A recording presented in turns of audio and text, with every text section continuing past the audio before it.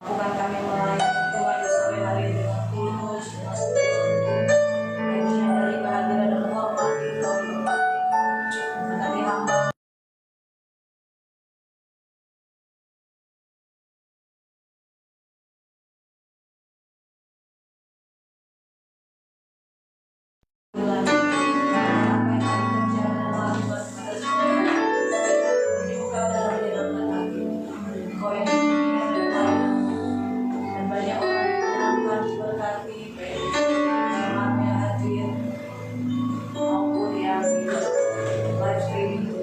Terima kasih Tuhan Yesus yang baik. Di dalam nama-Mu kami berserah dan dari awal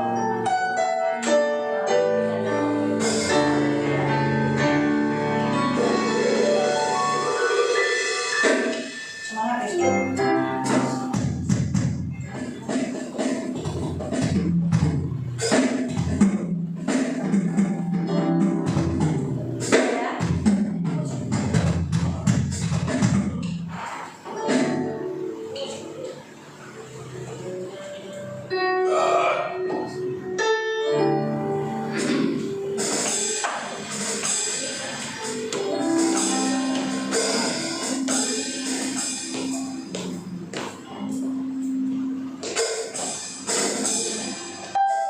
Puji nama Tuhan, selamat sore, shalom.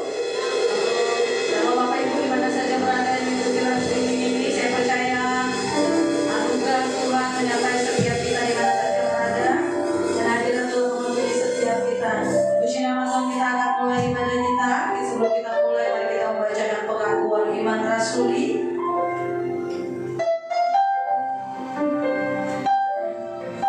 Dalam hitungan 3, 2, 3. Aku percaya kepada Allah Bapa yang Maha Kuasa, ahli langit dan bumi, dan kepada Yesus Kristus anaknya yang tunggal Tuhan kita, yang dikandung daripada Roh Kudus, lahir dari anak darah Maria, yang menderita di bawah pemerintahan Pontius Pilatus, disalibkan, mati dan dikuburkan, turun ke dalam kerajaan maut. Pada hari yang ketiga, bangkitlah dari antara orang mati, naik ke surga, duduk di sebelah kanan Allah Bapa yang Maha Kuasa, dan akan datang dari sana untuk menghakimi orang yang hidup dan yang mati.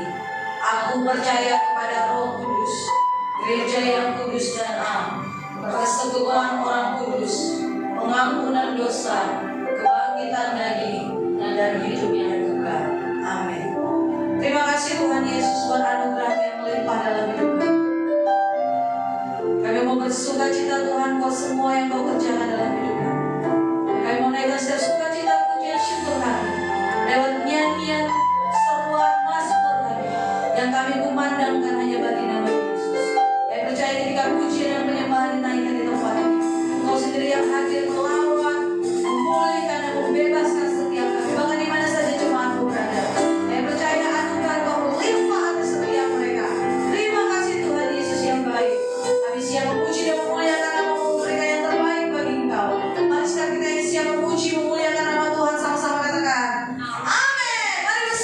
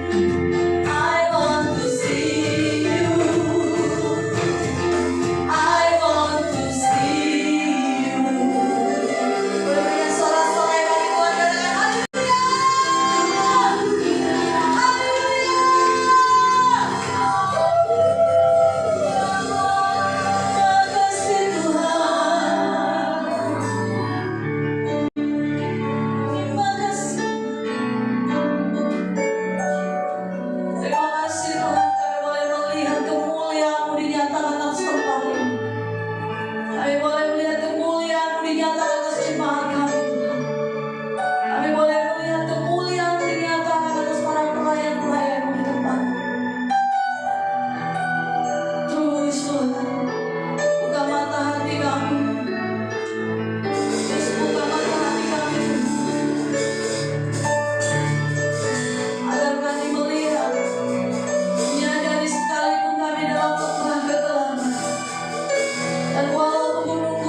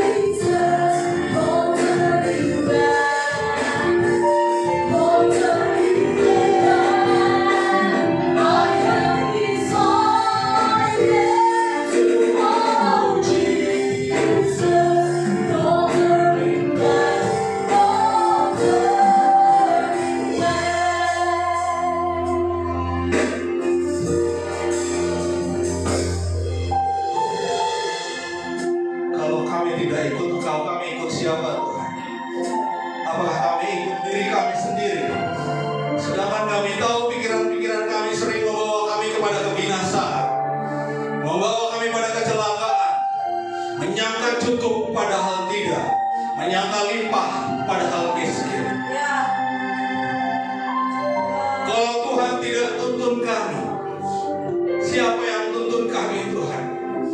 Akankah Engkau biarkan kami jatuh ke lembah kesia-siaan Tuhan? Menyangka hidup kami sukses padahal hati kami hampa, roh kami kering. Sekalipun mengikutimu adalah melewati lembah kekelaman, Engkaulah Allah yang bertahta di balik kekelaman. Kepada siapa kami harus takut? Sedangkan Dia yang bersembunyi di balik kekelaman adalah Engkau yang maha dahsyat Tuhan. Buka mata hati kami, mata iman kami, sehingga kami bisa melihat Tuhan. Sungguh Engkau cukup bagi kami. Yes.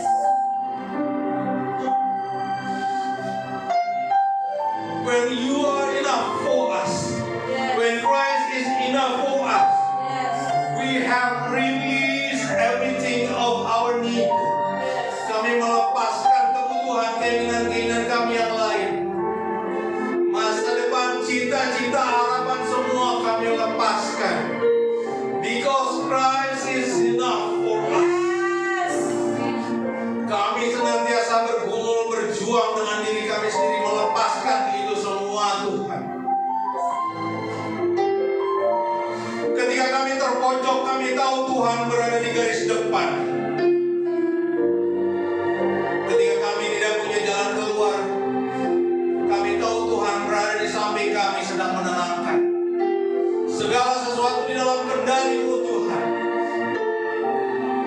Kau membiarkan semuanya untuk membentuk kami menjadi lebih tangguh, lebih kuat. Bantu kami melihat salib di depan dan meninggalkan dunia di belakang.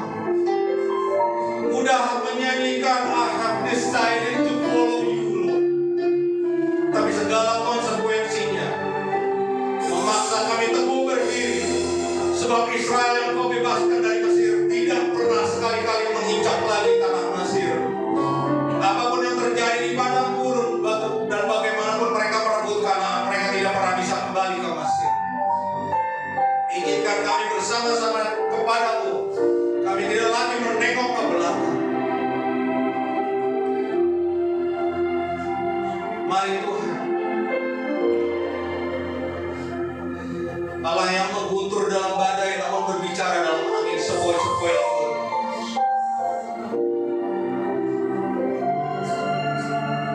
Kami ini domba-domba mendengarkan suara-Mu. Berbicaralah Tuhan atas setiap hal-hal yang spesifik khusus di dalam hidup kami.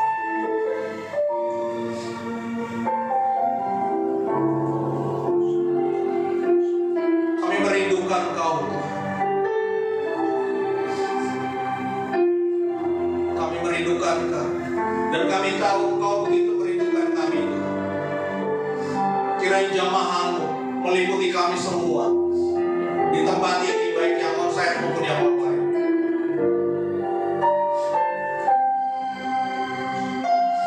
Kita nyanyikan sekali lagi, Christ is enough.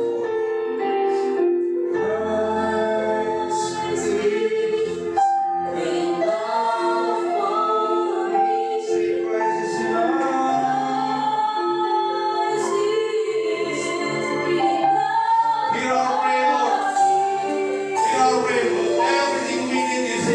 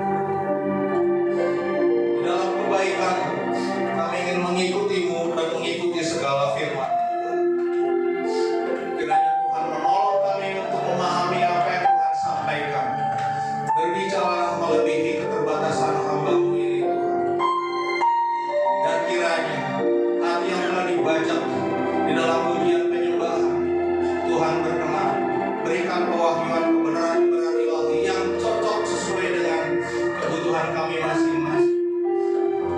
Karena Engkau cukup bagi kami.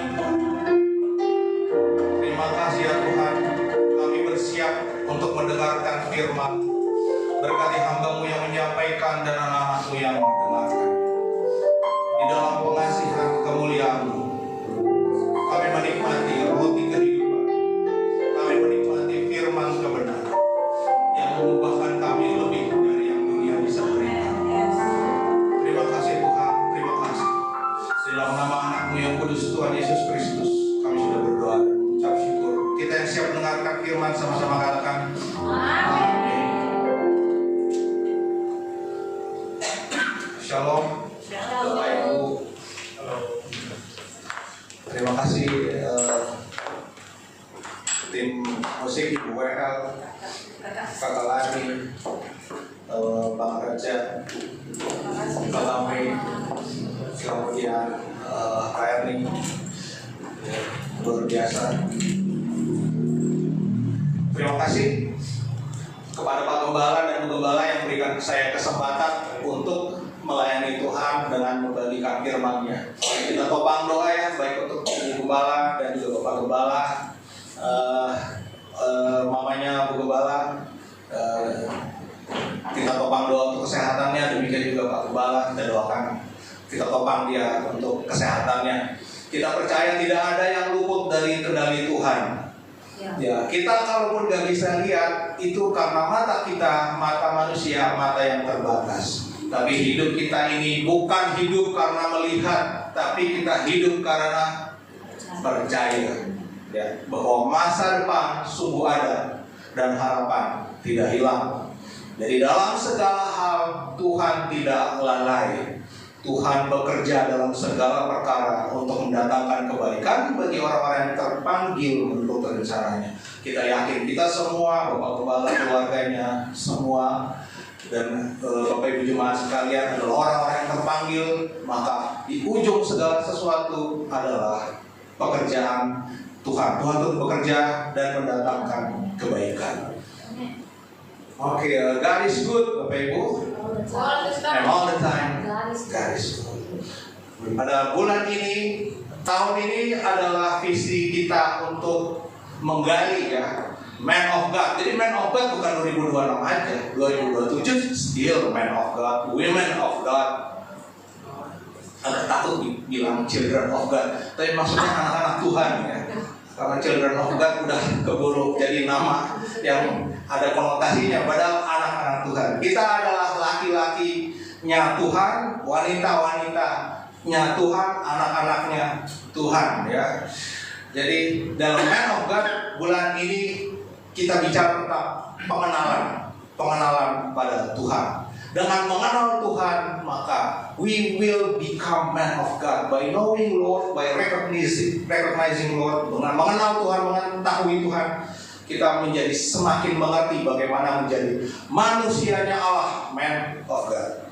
Nah, di bagian saya seminggu lalu Pak Gembala bilang pengenalan yang mengubahkan hidup. Jadi hidup berubah tuh, sebelum mengenal hidupnya bagaimana, setelah mengenal hidupnya bagaimana yang paling drastis kelihatan tuh Rasul Paulus ya. Ya, dia nggak malu-malu untuk kalau istilah sekarang persekusi. Dia kejar, dia bunuh. Tapi dia bilang, Saulus, kenapa engkau menganiaya aku? Tuhan datang sendiri kepada Saulus. Tahu Saulus mengalami perjumpaan, encounter, dan tiba-tiba jadi rasul. Ya, saking dahsyatnya perubahan itu, sampai di hari ini banyak orang yang tidak terima Paulus sebaik itu di hadapan Kristus. Ya, jadi banyak yang menghujat Paulus ya, seolah-olah Paulus menyesatkan Kristus.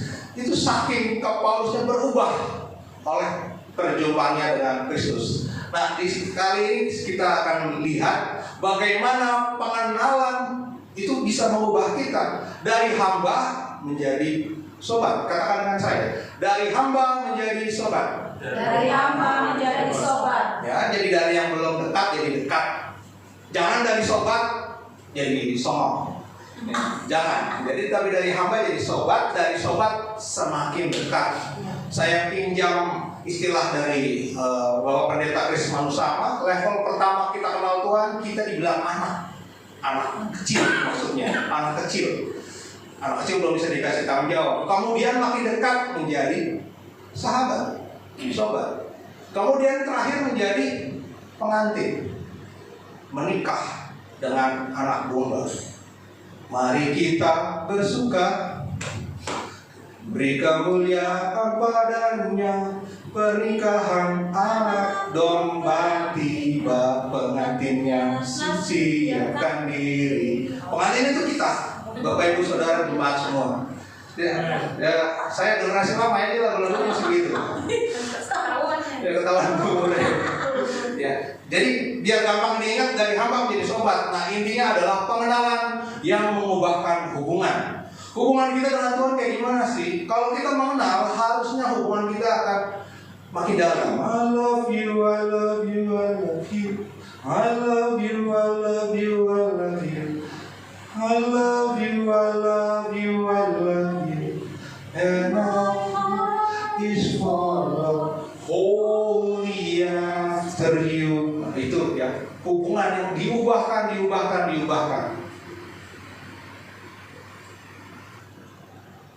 Ya, ini QR code untuk ambil PDF-nya. Ya, tenang, bukan untuk nge-spam atau ngapain. Nah, ini QR code untuk ambil file PDF-nya. Nah, saya ajak Bapak Ibu untuk melihat pokok khotbah minggu ini ada tiga poin. Pertama, menjadi sahabat adalah dengan mengenal. Ya, menjadi sahabat kalau nggak dengan mengenal gimana caranya? Jadi itu, mengenal. Cari tahu tentang Tuhan, sediakan waktu, fokus ke Tuhan. Jadi kita sediakan waktu, kita fokus ke Tuhan. Dan dalam banyak waktu, kita paralel atau bersama-sama. Kita koneksi dengan Tuhan, kita tetap bekerja, tapi tetap ada waktu-waktu kita fokus sama Tuhan. Jadi Tuhan Yesus, dia kita ditulis. Kadang-kadang Tuhan Yesus punya waktu, dia menyingkir, menyendiri, menyepi. Ya. Untuk berdoa. Nah, ini ada waktu-waktu dia berdua saja dengan Bapa di surga. Nah, kemudian yang kedua, semakin kenal maka semakin sayang. Ya. Semakin sayang maka semakin ikhlas mengerjakan perintah Tuhan. Ini yang sebetulnya kita kejar. Masa sih Tuhan ngasih yang berat-berat, tapi kan terus terang kita ngerasanya berat. Ya, jadi bagaimana biar nggak berat, padahal Tuhan nggak ngasih yang begitu. Supaya kita mengalami rindu sekali menyenangkan Tuhan, sahabat yang kita sayangi. Dan ku angkat tanganku ke tahta kasih dan karuniamu, tak sekalipun kau tinggalkanku, Yesus sahabatku. Jadi karena Yesus sahabat, kita ikhlas mengerjain apa yang Tuhan suruh. Kemudian semakin ikhlas dengan ketaatan, semakin dimampukan mengasihi sesama. Ini adalah dua hukum yang Tuhan bilang. Terutama pertama, kasihilah Tuhan Allahmu. Dan yang kedua yang sama dengan itu adalah kasihilah sesamamu manusia. Jadi hidup kita menyalurkan kasih Tuhan, sahabat yang kita taati, ya, yang sahabat yang kita taati itu Tuhan, dan kita menyalurkan kasih. Karena untuk mengasihi nggak selalu mudah, jadi makanya kita butuh untuk dimampukan. Nah, saya undang Bapak Ibu kita baca ayat ini yang disampaikan dalam khotbah ini, Yohanes 15 ayat 15. 1, 2, 3.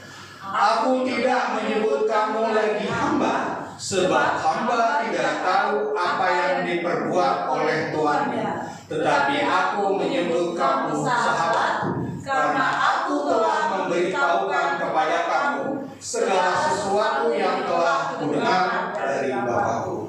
Ya, Yohanes 15 ayat 15. Tuhan sebut kita sahabat.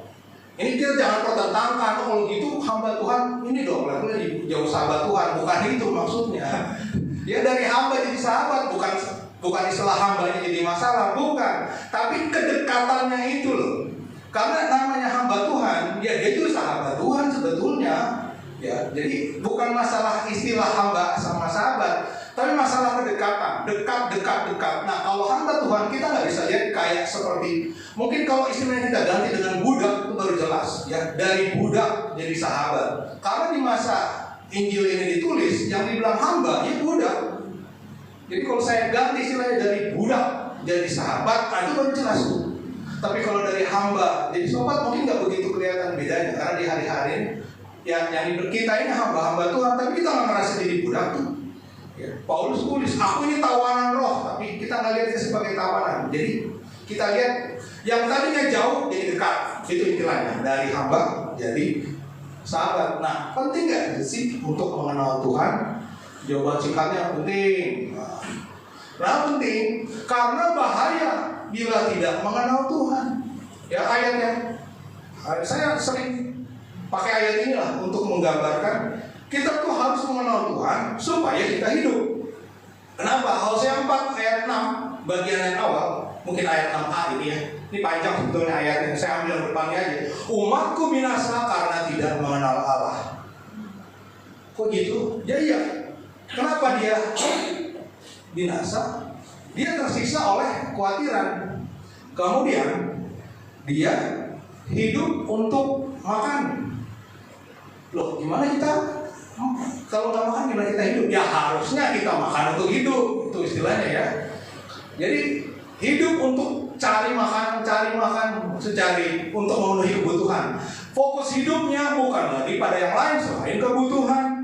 Fokus hidupnya bukan mencari perkenanan Tuhan, tapi mencari kesenangan.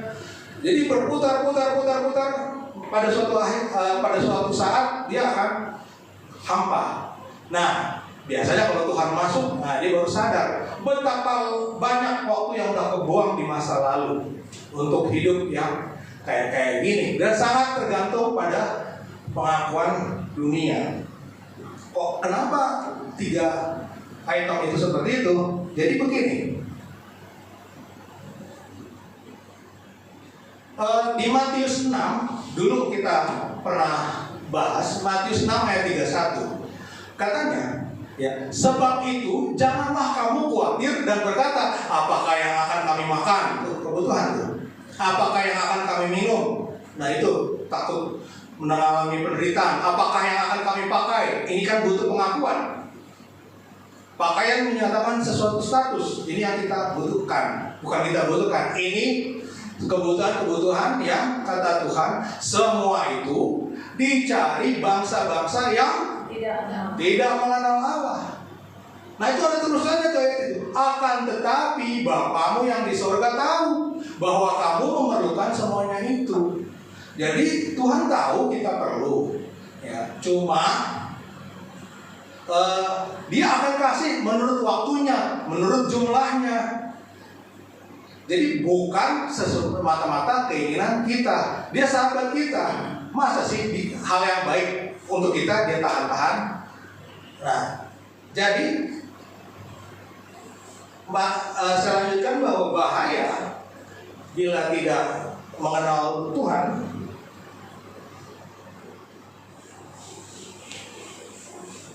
Nih ya, bahwa akan tetapi Bapamu yang di sorga tahu bahwa kamu memerlukan semuanya itu. Padahal Tuhan kenal kita. Tuhan kenal kita lebih dari kita kenal diri sendiri bahkan. Dia tahu kebutuhan kita. Tahu sekali. Burung di udara dia pelihara, apalagi anak-anaknya. Nah dia tahu waktu dan jumlah yang tepat untuk memberkati kita. Nah kita yang suka paksakan, melampaui kemampuan kita. Keinginan kita bukan lagi dikendalikan apa yang kita perlukan, tapi keinginan kita dikendalikan oleh apa yang bisa kita banggakan. Dalam doa Bapa kami, gimana kita berdoa? Bapa kami yang ada dalam kerajaan surga. Apa pertama? Dikuduskan namamu. Kedua, datanglah kerajaanmu. Tiga, jadilah kehendakmu. Itu 3 permintaan yang kita mau minta supaya nama Tuhan dikuduskan lewat hidup kita, supaya nama Tuhan, supaya kerajaan Tuhan datang di dunia lewat hidup kita, kemudian supaya kehendak Tuhan jadi melalui hidup kita. Itu 3 permintaan di depan doa Bapa kami. Dan bagaimana kita memenuhi ketiga permintaan itu? Kita minta sama Tuhan. Bapa kami surga, jadilah kamu datanglah kerajaanmu, jadilah kehendakmu di bumi seperti surga. Berilah kami pada hari ini makanan kami yang secukupnya. Nah, minta makan untuk memenuhi yang 3 tadi sebetulnya. Habis makan apa? Ya, dan ampunilah kesalahan kami seperti kami mengampuni orang yang bersalah kepada kami. Ini juga supaya 3 tadi bisa kita penuhi dalam hidup kita. Dan jangan membawa kami ke dalam pencobaan. Ada terjemahannya, engkau tidak membawa kami ke dalam pencobaan. Jadi Tuhan tidak membawa kita ke dalam pencobaan, tetapi lepaskan daripada yang jahat. Makanya hidup kita jadi berarti dengan apa yang kita minta di paruh terakhir dari doa Bapa kami untuk paruh awal dari doa Bapa kami tadi. Ya. Bagaimana kita mau hidup dengan baik kalau kita tidak mengenal Tuhan? Karena Tuhan yang menciptakan kita, Tuhan yang ngedesain kita, yang merancang kita, Tuhan yang tahu tujuan kita hidup dan bagaimana kita hidupnya itu mencapai kepenuhan. Itu kalau kita kenal Tuhan. Jadi bahaya kalau kita tidak kenal Tuhan. Jadi kalau kita kenal Tuhan bagaimana? Di Daniel 11 ayat 32 bagian terakhirnya. Tetapi umat yang mengenal Allahnya akan tetap kuat dan akan bertindak. Jadi ketika kita mengenal siapa yang menciptakan kita, kita mengenal siapa yang kasih kita makan, kita mengenal siapa yang kasih kita kekuatan, kita mengenal siapa yang kasih kita arah, kita akan tetap kuat. Mau dihajar apa kekurangan, Paulus bilang, aku tahu segala kekurangan, kedinginan, ketelanjangan, ditinggal kawan dan macam-macam. Kita akan tetap kuat. Kuat itu bukan masalah bebannya kita angkat betul, tapi kita mampu bertahan dan tetap memelihara pengharapan yang di dalam Allah. Itu yang dibilang tetap kuat. Dan dalam tetap kuat itu kita akan mengerti bertindak, tetap kuat dan akan bertindak. Maka dari itu kalau kita mengenal Tuhan, apakah kita menyerah menjadi korban keadaan? Kan enggak. Susah ini kita kalau mau kerja, susah kita kalau mau naik jabatan, karena anak Tuhan begini, nggak pernah dikasih kesempatan yang sama. Oke, kalau memang itu misalnya atau andaikan itu terjadi, kita nggak menyerah pada kondisi kayak gitu. Kita tetap berjalan, kita tetap setia. Di lingkungan ini anak-anak Tuhan sudah diterima. Kalau kita tahu kita dipanggil di situ, ya kita tetap teguh, kita tetap berdiri dan kita menantikan Tuhan dan pertolongan Tuhan tiba pada waktunya. Karena ketika kita mengerti sahabat kita ini, kita mengerjakan apa yang dia arahkan, maka kita jadi pegang kendali penuh kondisi kita terhadap situasi. Situasinya berat. Kalau nggak nangis ya? Ya karena damai sejahtera itu menguasai kita. Sedih mah sedih, normal-normal aja. Tapi kita tidak membiarkan kesedihan itu menghapus janji-janji Allah yang udah terpatri di dalam diri kita. Janji Allah lebih penting dari perasaan kita. Ya, maka kita tahu masa depan kita sudah ada yang pegang, janji Allah nyata, maka di dalam pengharapan itu adalah jangkar menghadapi badai kehidupan. Sauh, pengharapan itu adalah sauh, jangkar. Jadi orang yang mengenal Allah punya kendali penuh. Sekalipun keadaan menghimpit, sekalipun dia kekurangan. Ketika dia kekurangan, dia tahu kok dia memberi kesempatan Allah menunjukkan kuasanya. Ketika Elia dalam kondisi tertekan, Tuhan utus burung gagak. Jadi kalau kita kenapa-napa, bisa jadi Tuhan menggunakan banyak cara. Tapi bagaimana kita melihat itu kalau dikit-dikit kita menyalahkan Tuhan? Nah, itu artinya kita tidak mengenal Tuhan. Maka kalau mengenal Tuhan, namanya kenal ya, kenal, tahu kemudian berinteraksi, maksudnya berbicara bersama-sama.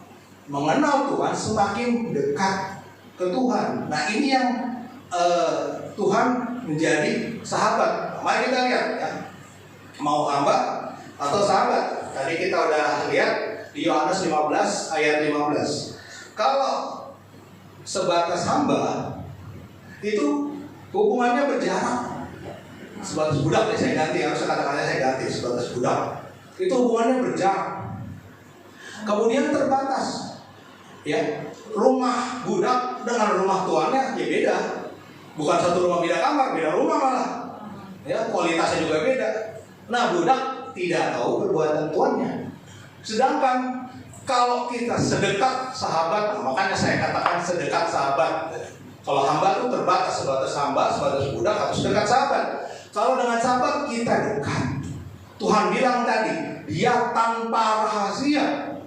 Nah, sahabat tahu kelakuan sobatnya, Tuhan pasti tahu kelakuan kita. Nah, kita juga jadi tahu Tuhan rencananya apa.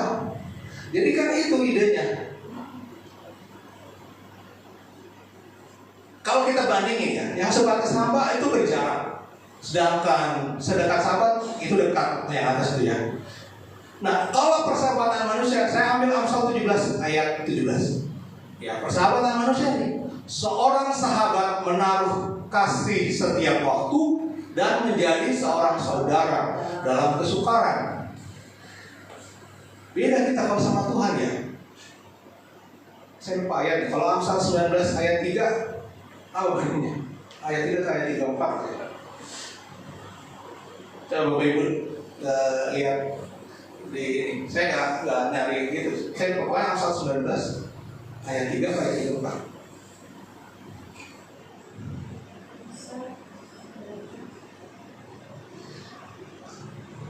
Amsal 17 ayat 17. Bukan, Amsal 19 ayat 3. Apa kata di Amsal 13?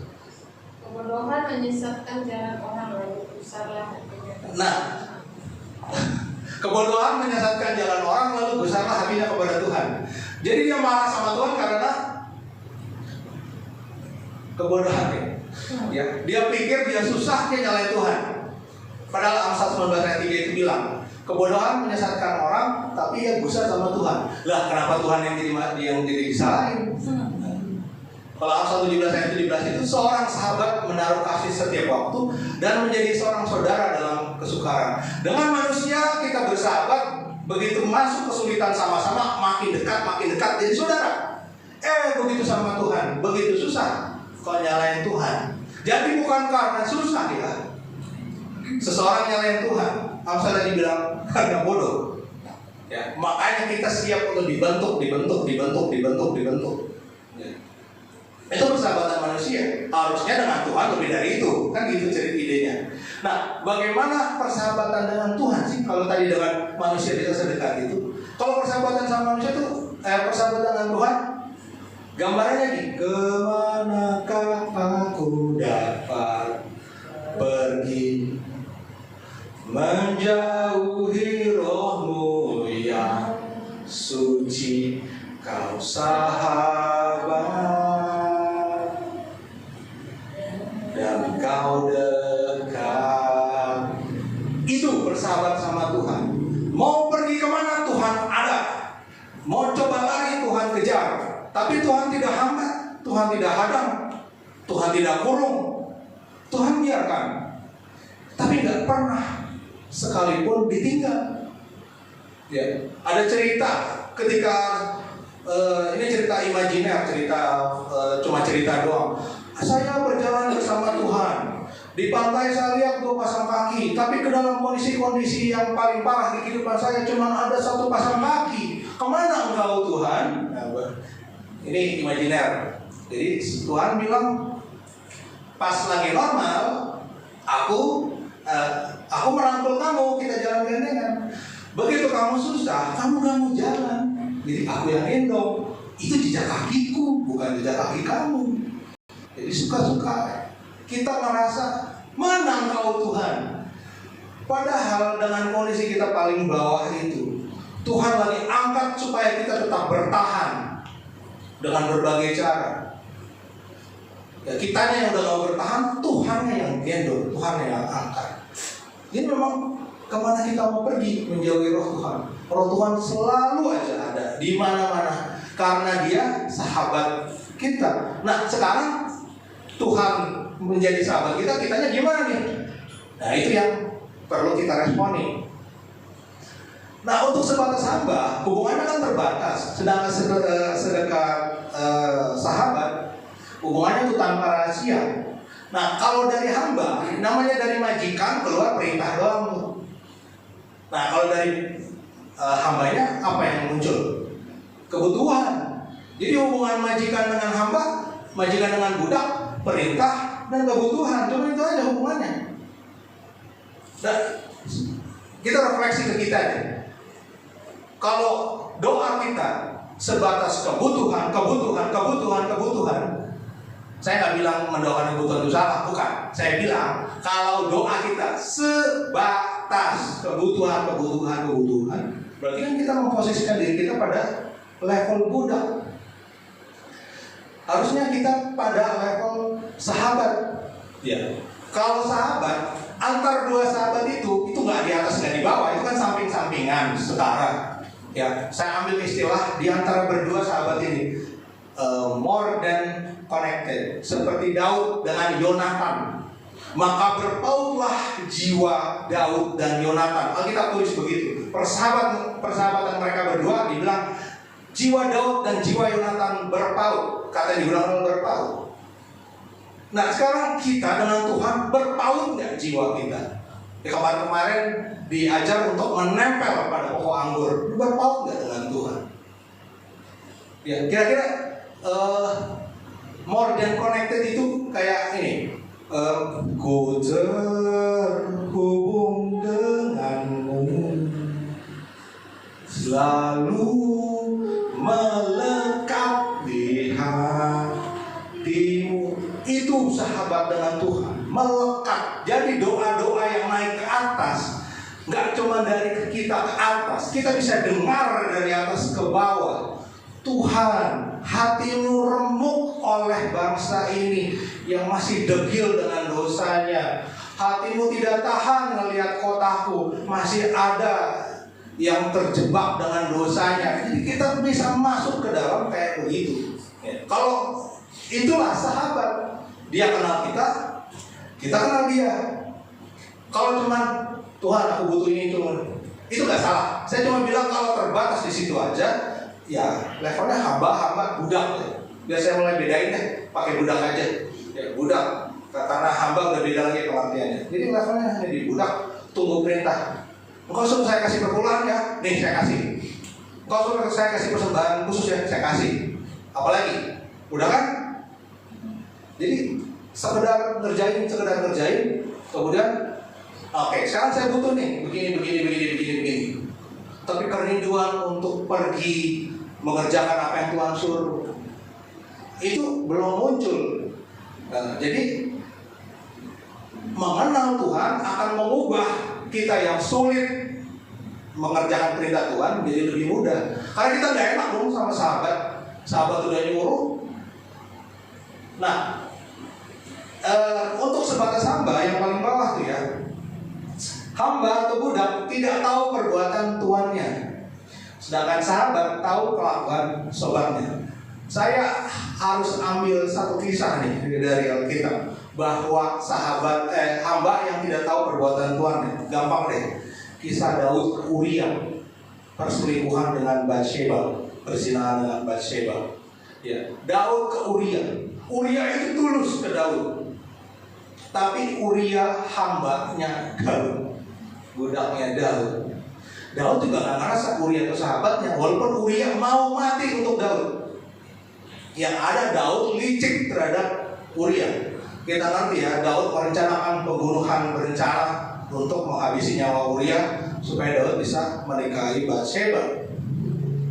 Nah ini kalau cuma sebatas hamba, ya saya ambil kisah Alkitab daripada saya ngambil kisah kejahatan yang lagi ramai di berita-berita gitu ya. Ada atasan yang yang mengkambing hitam bawahannya padahal dia melakukan pembunuhan. Nah, itu saya nggak usah ambil deh, saya ambil dari Alkitab aja, lebih aman. Itu kalau hamba tidak tahu perbuatan Tuhannya, makanya dia bisa ditipu, kasihan dia. Ya itulah kejamnya. Nah kita bersahabat dengan Tuhan, ya Tuhan nggak begitu dong. Nah Tuhan seperti apa? Nah kita lihat satu ayat lagi. Nah, saya undang Bapak Ibu baca ayat ini. Ya, Keluaran 33 ayat 11a. 1, 2, 3. Dan Tuhan berbicara kepada Musa dengan berhadapan muka seperti seorang bicara kepada temannya. Itu kan Musa. Saya kan beda. Loh enggak dong, mestinya Musa itu menjadi contoh bahwa kita bisa seperti itu. Ya. Bahwa Kristus memberikan contoh supaya kita bisa menuju kesempurnaan yang sama dengan Kristus. Jadi jangan anggap itu Musa terus kita enggak, bukan. Kalau Musa bisa, kita bisa. Kan saya pernah sampaikan, saya pernah ceritakan, saya dengar ini juga dari YouTube. Kita kagum dengan Musa, kita kagum dengan Yesaya, kita kagum dengan Elia. Ketika kita ketemu di surga, Musa, bagaimana rasanya membelah laut merah? Kita tanya sama Elia, bagaimana rasanya minta api turun? Daud gimana rasanya ngayun-ngayunin katapel mati musuhnya? Goliat. Mereka bertiga ngerubung cuma bilang sebentar. Sekarang kita tanya sama kamu, bagaimana rasanya Allah yang kami layani ada di dalam kamu? Jangan beda-bedakan kita dengan Musa.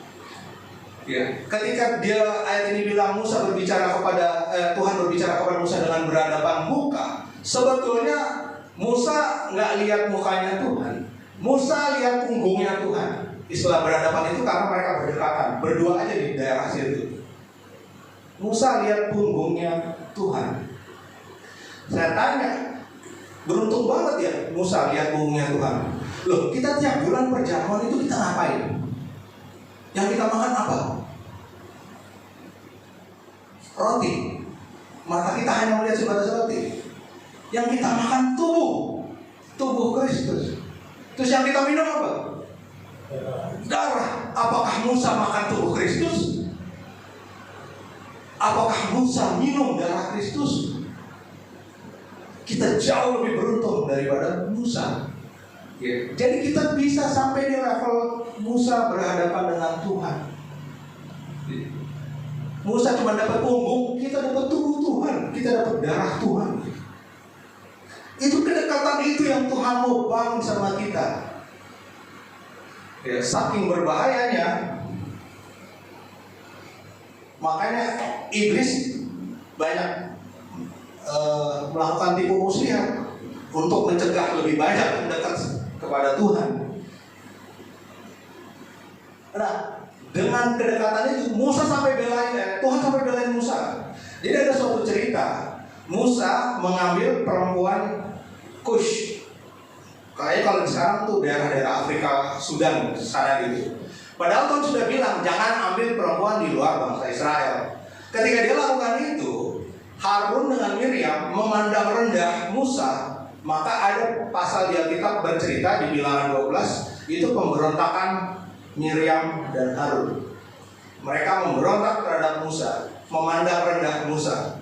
Tetapi karena Musa itu sahabatnya Tuhan, Tuhan bilang begini, Musa itu berhadap-hadapan, aku berbicara dengan dia terus terang, bukan dengan teka-teki, dan ia memandang rupa Tuhan. Karena pemberontakan itu, maka Tuhan menimpakan kusta kepada Miriam dan Harun selama 3 hari. Jadi Tuhan membela sahabatnya. Sahabatnya dibela sama Tuhan. Nah, level kita terus di situ nih. Ya, nggak cuma Tuhan membela kita, kita juga membela Tuhan.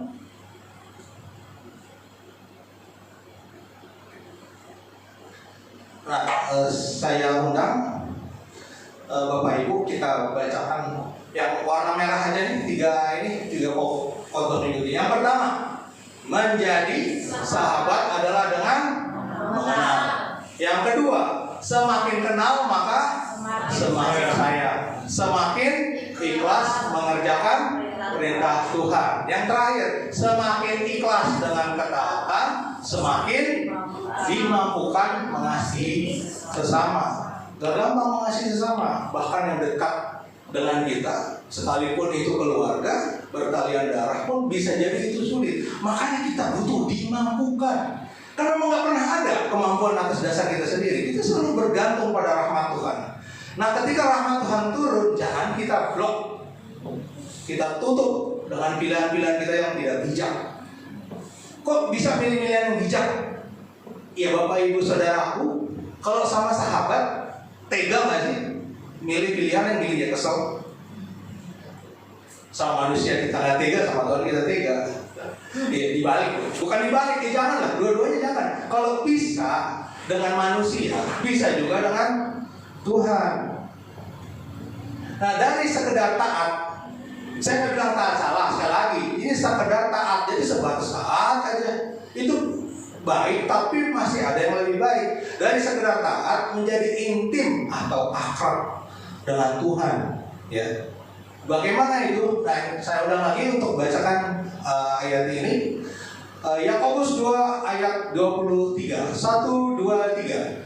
Dengan jalan demikian genaplah nas yang mengatakan, lalu percayalah Abraham kepada Allah, maka Allah memperhitungkan hal itu kepadanya sebagai kebenaran. Karena itu Abraham disebut sahabat Allah. Ya, Abraham adalah sahabat Allah. Musa sahabat Allah. Ya, itu kan Abraham, Pak. Itu kan Musa. Lah, lu sahabat siapa? Nah, kan kita hati-hati. Ini pertanyaan jadi begitu. Ya, saya juga tetap sahabat Tuhan. Kita, nah, Bapak Ibu katakan, saya sahabat Allah. Saya sahabat Allah. Nah, kita kasih afirmasi untuk diri kita. Dasar dari persahabatan adalah kepercayaan. Di mana-mana ini. Ya. Nah, di Yohanes 14 ayat 1, janganlah gelisah hatimu. Ini Yesus Tuhan bilang, percayalah kepada Allah, percayalah juga kepadaku. Ngomong begini, artinya Yesus pengen menjadi sahabat. Jadi menjadi sahabat Allah, Allah duluan yang menjadi sahabat kita. Jadi kita merespon dan sangat dekat ke Dia gitu. Jadi kenapa susah? Padahal Tuhannya sendiri yang selalu buka jalan. Nah, Tuhan sudah aktif mengajak dari Tuhan. Kalau Tuhan nunggu kita nyampe ke atas, ya nggak bisa. Ya, kita penuh dosa. Tuhan sendiri yang ajak kita untuk bersahabat. Tuhan ingin bersahabat dengan kita. Makanya gunakan kelimpahan iman. Percaya dengan pengorbanan Kristus di kayu salib.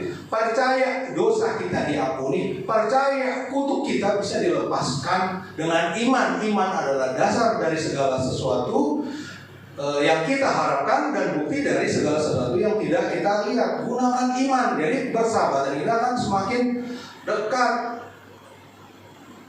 Biasanya kita tuh membuktikan bahwa kita bisa dipercaya ke sahabat. Benar nggak?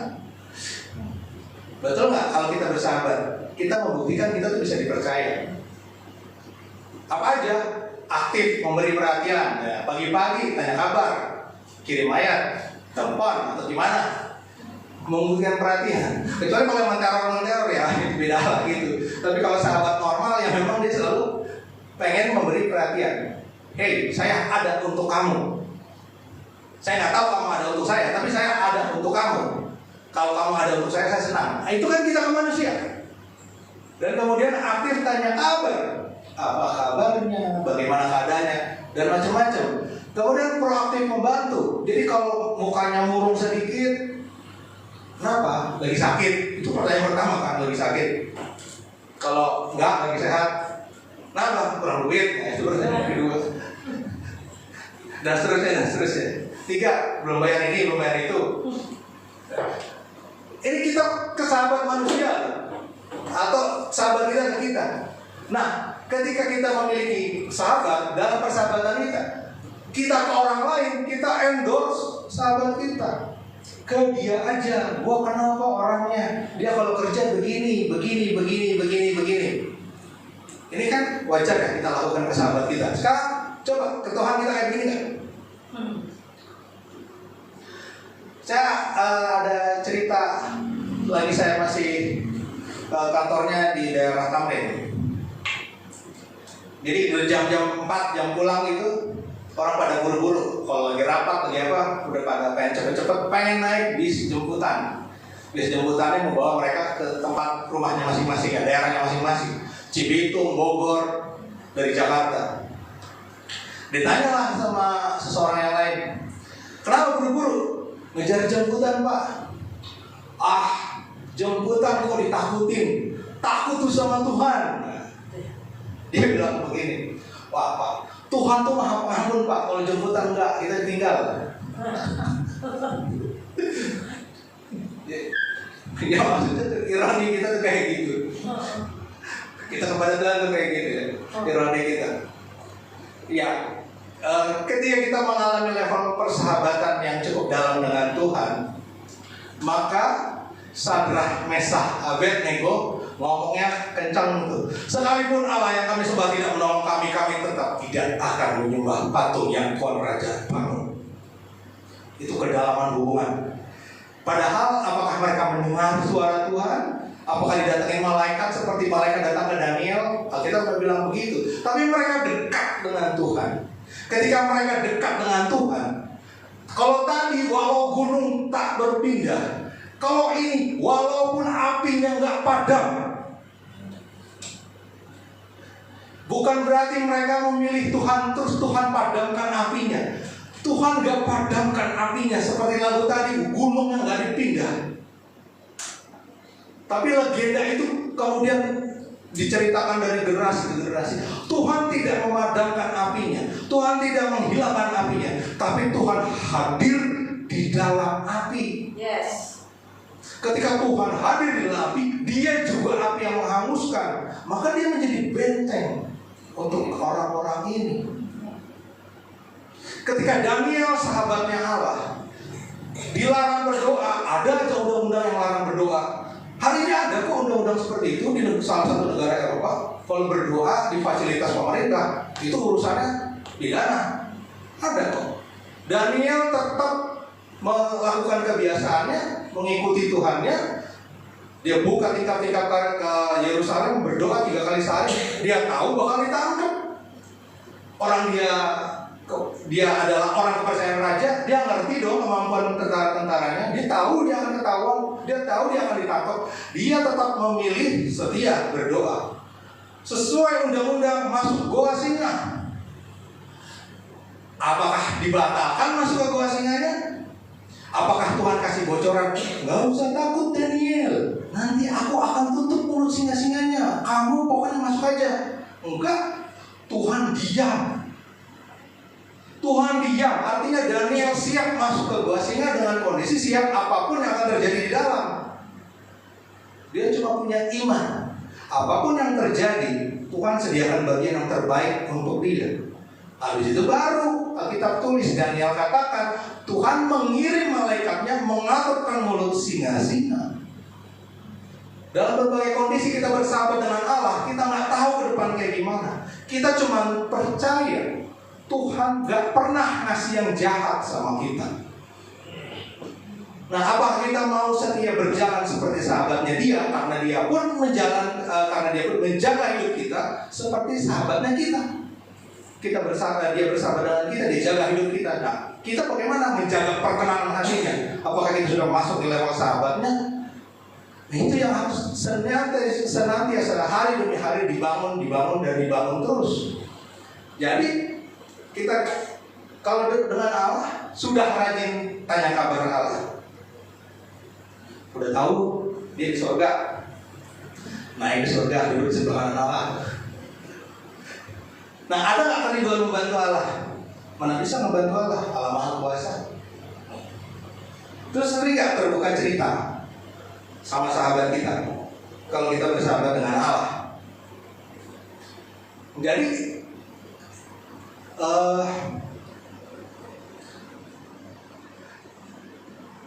dengan rajin tanya kabar ke Allah, Allah maunya apa? Hari ini apa yang harus aku lakukan supaya kehendakmu tergenapi dalam hidupku?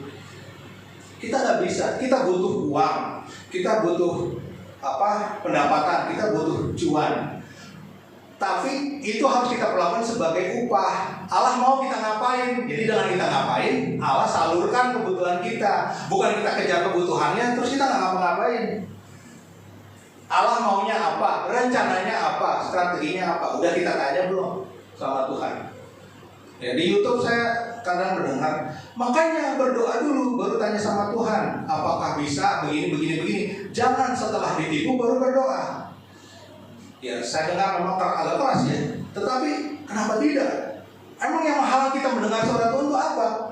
Tuhan bilang, aku mempertajam pendengaranmu setiap hari dan memberimu telinga seorang murid. Domba-dombaku mengenal suaraku, aku mengenal domba-dombaku. Artinya Tuhan bisa bicara dengan kita. Minimal kita mendengar suara Tuhan untuk keperluan kita sendiri. Jadi rajin tanya kabar. Nah, itu bagaimana kita bersahabat dengan Allah. Kemudian rindu membantu Allah. Rindu membantu dalam arti apa? Cari apa yang menyenangkan hati dia. Karena yang menyenangkan hati dia mengasihi sesama, ya kita mudah mengasihi sesama, membantu dia, melayani dia, karena Tuhan senang itu. Kemudian kita antusias dengan hidup yang melayani. Mau pelayanan di dalam level gereja, mau pelayanan di dalam profesi kita, mau pelayanan di tempat kita berada, ya. Di keluarga itu pelayanan kok tetap, ya. Karena fungsinya itu adalah bagaimana Tuhan menghadirkan kasih-Nya di situ, dari orang tua ke anak, kakak ke adik, suami ke istri, istri ke suami. Jadi itu tetap pelayanan. Itu sama profesionalnya dengan yang kita kerjakan di kantor, lembaga usaha, sama profesionalnya dengan yang dikerjakan di dalam lingkungan gereja. Kenapa? Karena kita bekerja untuk memberi dampak, menyalurkan kehendak Allah. Gak ada bedanya tiga-tiga ini. Maka harus diatur dengan baik. Karena kita sahabat Allah, ayo, sudah sering terbuka cerita nggak? Kalau sama sobat kan, ada berita, ada kabar, ada cerita baru. Udah tahu belum? Udah tahu belum? Kita bagaimana menceritakan? Jadi terbuka cerita kepada Allah, bukan maksain solusi. Tuhan harus begini, harus begini, harus begini. Tapi kalau kita nggak ngomong sama Allah, kita mau curhat sama siapa? Ya ngomong aja, tapi jangan maksa. Kenapa begitu? Karena kita butuh komunikasi sama Allah. Itu Allah yang kau layani, Allah yang kau sembah, Allah yang kau agung-agungkan. Berkomunikasi enggak? Mari kita berkomunikasi, mendengar suara Tuhan minimal untuk diri sendiri. Dari bacaan Alkitab, ada ayat-ayat yang rema muncul menjawab kebutuhan kita. Dari diskusi dengan saudara seiman, dari doa, dari pujian penyembahan, macam-macam. Kita tulis hikmat ada di jalan, hikmat ada di pasar. Jadi dalam segala peristiwa Tuhan bisa bicara. Tinggal kalau punya hati sahabat, telinganya jadi peka untuk mendengar Tuhan maunya apa. Bukan cuma kita maunya apa. Ketika kita biasa dengar Tuhan maunya apa, keinginan kita mulai lurus satu-satu dengan keinginan Tuhan. Ya, ada satu lagu, break my heart for what break yours. All your kingdom cause and all everything I have in your kingdom cause. Terus for eternity. Terus saya ingat yang dari itu. Kalau rapnya mungkin yang ingat ini. Hosanna, Hosanna, Hosanna in the highest.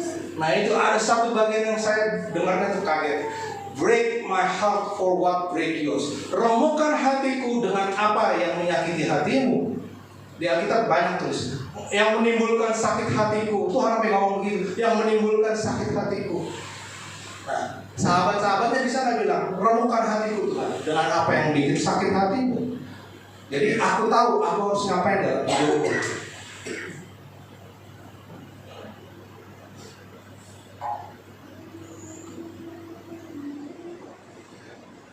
Nah sekarang saya mau bawa kita refleksi, ya. Mengenal Tuhan tuh harusnya nggak susah. Menjadikan dia sahabat dengan mengenal dia itu nggak susah. Ya. Dalam Yeremia 31 ayat 34 dikatakan begini, ini Tuhan yang bilang.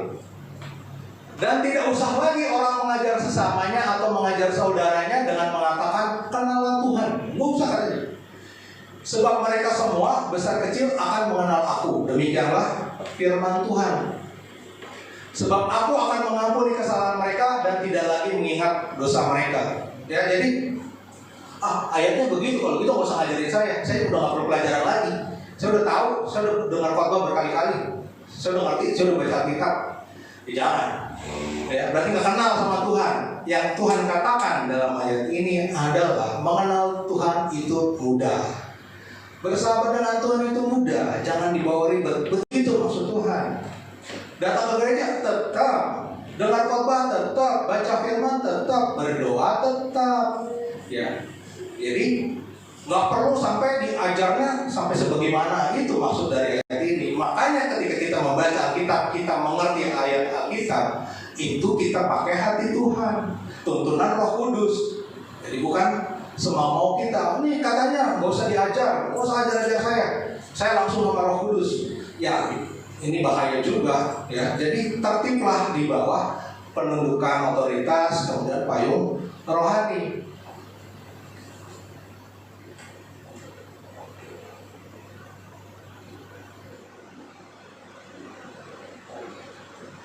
Ya, jadi bagaimana bersahabat dengan Tuhan itu mudah, mengenal Tuhan tuh mudah.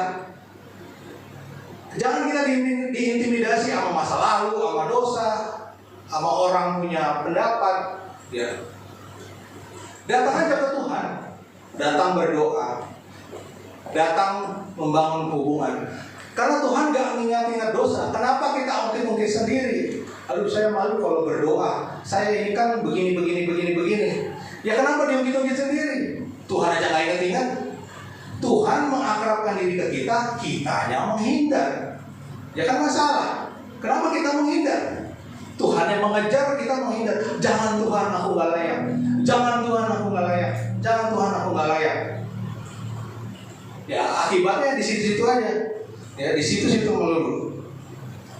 Padahal Tuhan juga punya kuasa melepaskan belenggu, melepaskan kutuk. Kenapa masih takut? Kenapa masih genggam apa yang dunia ikat? Kenapa masih pelihara dosa? Tuhan, aku butuh ininya, aku butuh itunya, dan sebagainya. Kalau enggak mempertegas pilihan, ya hidup akan di situ aja. Ya, perubahan di dalam kerohanian, perubahan dalam hubungan sama Tuhan butuh satu momen kita betul-betul kayak tadi, Christ is enough for me. Ngomong itu beratnya karena begitu Christ is enough for me, segala yang kita nikmatin kita lepas dan nanti kita nyari lagi. Ya, ketika Allah membebaskan Israel dari Mesir, yang mereka pikir apa? Bawang bombay, daging, sayur, macam-macam lah. Yang nggak penting. Kamu tuh budak dulunya, sekarang dibebaskan, tapi dia pengen balik lagi. Ketika Christ is enough, ketika Tuhan itu cukup, yang lain-lain dilepas. Nah, kita harus siap untuk kehilangan hal-hal yang kayak gitu. Ya Tuhan nggak mau nomor 2, itu aja. Tuhan nggak mau yang nomor 2. Kalau kita memaksakan, bagaimana kita memperoleh damai sejahtera yang dari Tuhan? Nah, Tuhan mau akrab. Kenapa kita menghindar? Apa? Gak mau kehilangan kesenangan, gak mau bertumbuh itu sakit, Pak. Saya jadi dewasa, saya gak bisa emosi, saya harus tahan emosi. Waduh. Terus mau menguasai emosi kapan? Nunggu tua, nunggu udah gak sanggup ngapa-ngapain baru bijak. Kan kita bisa mulai dari sekarang. Ya. Gak mau keluar dari kenyamanan semu. Nah, perhatikan apa yang kita rasakan sebagai nyaman itu berkenan sama Tuhan atau tidak. Ya, kenyamanan semu tapi nggak damai. Ya, enak nih, tapi merasa berdosa, kosong. Ya, terikat sama orang. Kalau orang itu nggak ada, nggak asik dunia ini. Ya, kalau gengan ini nggak ada si dia jadi begini. Nah, kalau nggak ngegeng nanti gini, begini, begitu. Jadi kenyamanan yang sebetulnya semu, kenyamanan yang benar kita kejar dari mengerjakan apa yang Tuhan mau di dalam hidup kita. Ya, Tuhan mau kita bekerja dengan baik, ya baik. Tuhan mau kita disiplin, datang bekerja tepat waktu, kerja sesuai dengan standar. Kemudian ya kata pajaknya dibayar dengan baik. Kemudian dari kualitas, kasih kualitas yang baik. Nah, itu hal-hal yang kayak gitu yang kita kerjakan sebagai sahabatnya Tuhan. Ya, jadi kenapa kita menghindar? Karena masih mau menikmati yang seperti itu.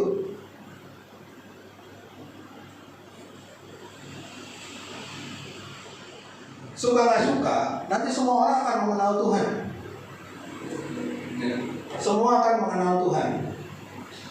Sebab seluruh bumi penuh dengan pengenalan akan Tuhan seperti air laut yang menutupi dasarnya. Nah, kita jangan sampai ketinggalan. Semua orang udah kenal Tuhan, kita levelnya masih sama. Jadi sahabat mah enggak, jadi hamba juga enggak. Ya. Jadi suka atau nggak suka, kita akan kenal Tuhan. Makanya mari mendekat seperti sahabat. Nggak enak kalau mendukakan hati Tuhan tuh nggak enak. Tetapi kalau kita menyenangkan hati Tuhan, kita juga senang. Gitu. Ketika kita bersahabat, misalnya membantu hal apapun ya, dia nitip makanan atau dia belum nitip makanan nih, kita udah di tempat makan lagi mau beli, kita ingat sama dia, mau nitip nggak? Kita menawarkan diri. Jadi hubungan kita dengan Tuhan, apakah kita menawarkan kita mengerjakan pekerjaannya Tuhan atau nunggu Tuhan sentil? Kadang disentil pakai firman susah, disentil pakai kata-kata masih nggak mau. Akhirnya Tuhan sentil dengan kejadian, dengan peristiwa, baru kapok. Ya ini yang ikutin telinga kita. Kalau dengan telinga kita masih bisa dibenahi, Tuhan berhenti di situ. Kalau tidak, ya Tuhan akan naik terus. Karena dia menginginkan yang terbaik sama kita. Alkitab katakan, sebab Tuhan menghajar orang yang dikasihinya dan menyesah orang yang diakuinya sebagai anak. Ya. Jadi Tuhan pengen kita baik, itu aja. Apapun caranya, Tuhan ingin kita baik. Oke, ini untuk yang terakhir, saya undang Bapak Ibu untuk baca 3 pokok khotbah kita yang warna aja. 1, menjadi sahabat adalah dengan mengenal. Yang kedua, semakin kenal maka semakin sayang, semakin ikhlas mengerjakan perintah Tuhan. Semakin ikhlas dengan ketaatan, semakin dimampukan mengasihi sesama. Jadi bersahabatlah dengan Allah, walaupun menjadi musuh dunia. Ya, musuh dunia karena kita ikut Allah, bukan musuh dunia karena kita cari sendiri masalahnya. Oke, saya minta tim musik UL kita mau saat teduh.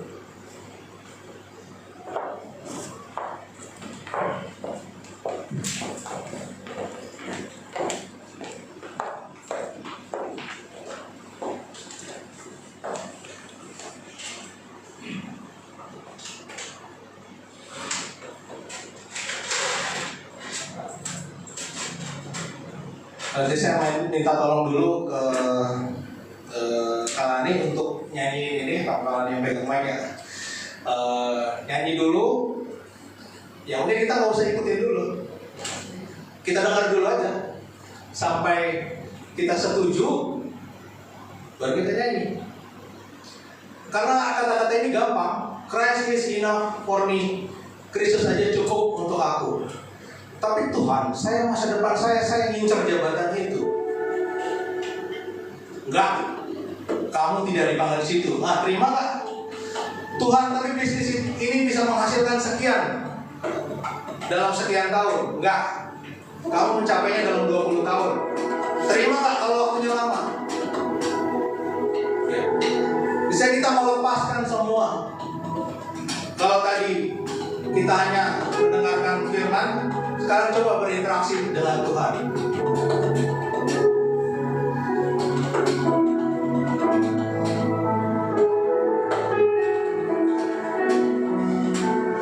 Kita renungkan, betul nggak Kristus cukup untuk kita?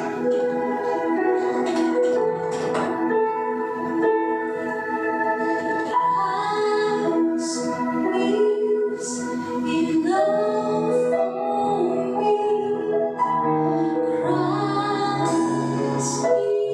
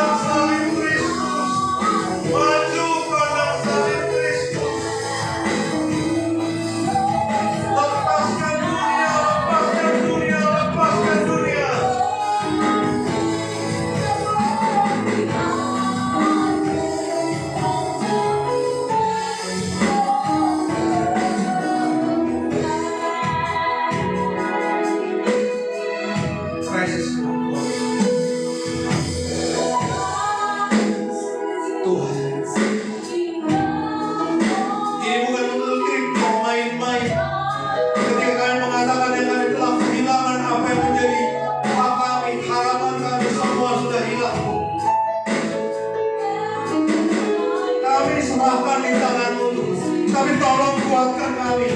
Tapi tolong kuatkan kami Tuhan. Tapi tolong kuatkan kami Tuhan. Tapi tolong kuatkan kami Tuhan. Tenangkan hati kami Tuhan. Tenangkan hati kami Tuhan. Damai sejahtera-Mu mengalir. Itu saja yang kami minta, damai sejahtera-Mu yang mengalir Tuhan. Supaya kami tahu kami sudah tidak bisa mundur lagi Tuhan. Kami sudah tidak bisa mundur. Sekalipun dunia ini menghimpit, sekalipun iblis menggocok kami, Engkaulah sumber kekuatan kami. Cukup kasih karunia-Mu bagi kami. Cukup kasih karunia bagi kami. Justru di dalam kelemahan kuasa-Mu menjadi sempurna. Justru di dalam kelemahan kuasa-Mu menjadi sempurna.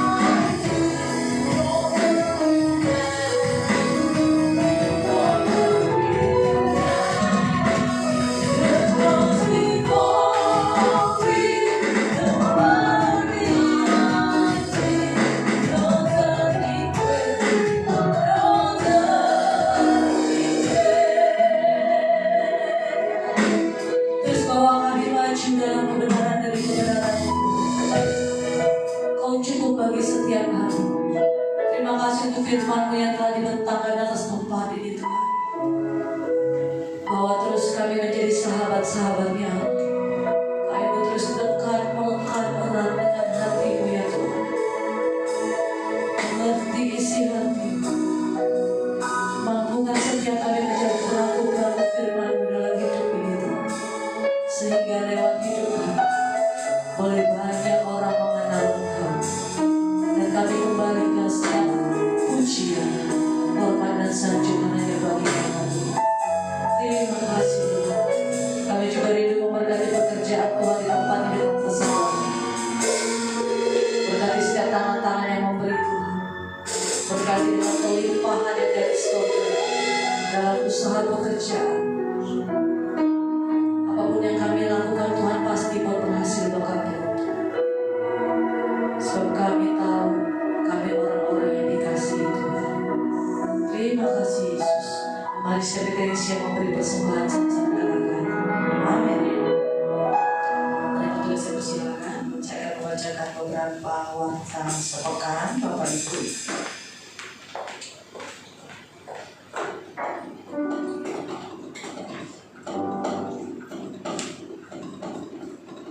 Puji nama Tuhan, saya mewakili gembala seluruh pengerjaan jemaat GKI Bethlehem Tanjung Priok mengucapkan banyak terima kasih kepada Bapak Jimmy Mulyadi atas kebenaran firman Tuhan yang telah dibentangkan atas tempat ini. Tuhan memberkati Pak, terima Tuhan semakin kuat maju dan berkembang sampai ke bangsa-bangsa. Haleluya, puji nama Tuhan. Gereja juga melayani penyerahan anak, baptisan air konseling, bimbingan pranikah, pemberkatan nikah, pemberkatan rumah kantor dan lain-lain, pelayanan orang sakit, pelayanan pelepasan dan pelayanan kedukaan. Dapat menghubungi Ibu Esther. Kami gereja juga mengucapkan banyak selamat ulang tahun kepada Bapak Ibu yang merayakan ulang tahun kelahiran atau ulang tahun pernikahan. Selamat ulang tahun juga untuk Ibu Esther Tanjilitin. Tuhan Yesus memberkati. Sudah yang ke berapa puluh tahun Bu? 17. Puji Tuhan. Usia boleh mengejar angka 5 ya? Belum, masih 4,5. Tapi semangat tetap 17. Puji Tuhan. Rumah doa GKI Bethlehem Tanjung Priok diadakan setiap Jumat malam setelah IPF.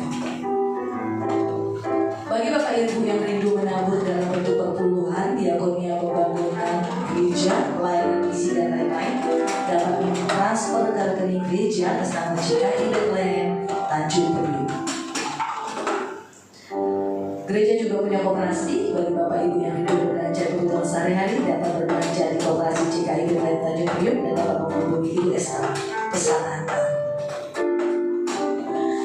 Ibadah raya minggu depan di serta ibadah sekolah minggu tanggal 15 Februari 2026 di jamnya sama di tempat ini. Puji nama Tuhan, kita juga dukung doa buat Bapak Kepala kita yang saat ini sedang ada di rumah sakit, biar pemulihan terjadi atas beliau. Puji nama Tuhan, kita akan akhiri ibadah kita dengan doa syafaat. Mari kita bersama di dalam doa. Terima kasih Tuhan Yesus yang baik. Berjalannya ibadah ini karena anugerah dan perkenanan-Mu atas tempat ini.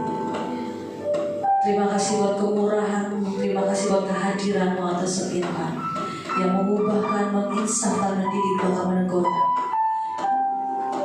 Terima kasih juga Tuhan buat pembaharuan akal budi yang terus kami dengar melalui firman Tuhan yang telah dibentangkan. Kiranya Kau berkati Pak Jamie Mulyadi Tuhan. Berkati dia dalam kepala rumah tangganya sebagai imam dan raja atas keluarganya. Berkati di sekolah dimanapun dia mengajar, di universitas manapun Tuhan. Engkau memberkati setiap apa yang dia perkatakan, setiap apa yang dia sampaikan lewat mulut lidahnya. Banyak orang-orang boleh mengenal Tuhan. Berkati keluarganya, berkati istri dan ketiga anaknya. Berkati keluarga besarnya Tuhan. Kami percaya keluarga besar Bapak Jamie Mulyadi aman dalam perlindungan Tuhan. Dan kami akan melihat Tuhan lewat Bapak Jamie Mulyadi, lewat keluarga ini. Banyak orang-orang boleh mengenal Tuhan. Kesehatan, umur panjang, kesuksesan, keberhasilan menjadi bagian hidupnya. Langkah kakinya, setiap langkah kaki yang diinjak dan tanah yang diinjaknya Tuhan adalah tanah yang subur. Dan kami percaya Tuhan, penuaian demi penuaian terjadi atas keluarga ini. Diberkatilah keluarga besar Pak Jamie Mulyadi. Terima kasih Tuhan Yesus yang baik. Kami juga berdoa Tuhan secara khusus buat gembala kami di tempat ini Tuhan, Bapak Iksan Ferdinand Palopo, yang saat ini tidak bersama-sama dengan kami karena sesuatu dan lain hal dalam keadaan tubuh yang tidak baik Tuhan. Tapi kami percaya apapun yang dia alami hari ini, kami mau katakan Tuhan Yesus baik.